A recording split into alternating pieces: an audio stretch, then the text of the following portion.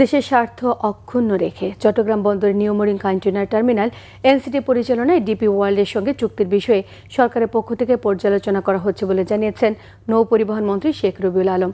দেশের স্বার্থের বাইরে গিয়ে কোনো সিদ্ধান্ত নেওয়া হবে না বলেও তিনি জানিয়েছেন।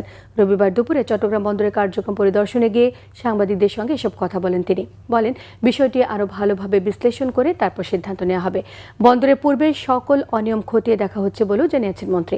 বন্দরের কার্যক্রম আরও গতিশীল করতে বে টার্মিনাল নির্মাণ সহ উন্নয়ন কার্যক্রম অব্যাহত রাখার কথা জানিয়েছেন মন্ত্রী। আরও বলেন, সমন্বিতভাবে কাজ করলে বন্দরের কার্যক্রমকে আরও বেগবান করা সম্ভব।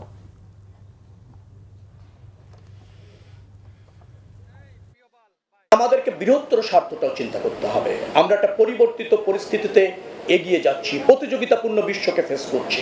আমাদের সম্ভাবনা গুলিকে যদি কাজে লাগাতে চাই, ডেফিনেটলি অন্যদেরকেও যারা বিনিয়োগ করবে তাদের কিছু রাইট রয়েছে।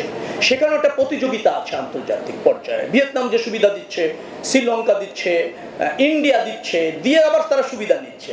আমাদেরও কোনো কোনো জায়গায় একটু উদার হয়ে বেশি সম্ভাবনা বা বেশি সুবিধাটা নেওয়ার মানসিকতাটা ক্রিয়েট করতে হবে। আমি আবারও বলতে চাই, দেশ এবং জনগণের সর্বাধিক স্বার্থ অক্ষুণ্ণ রেখেই আমরা অগ্রসর হব।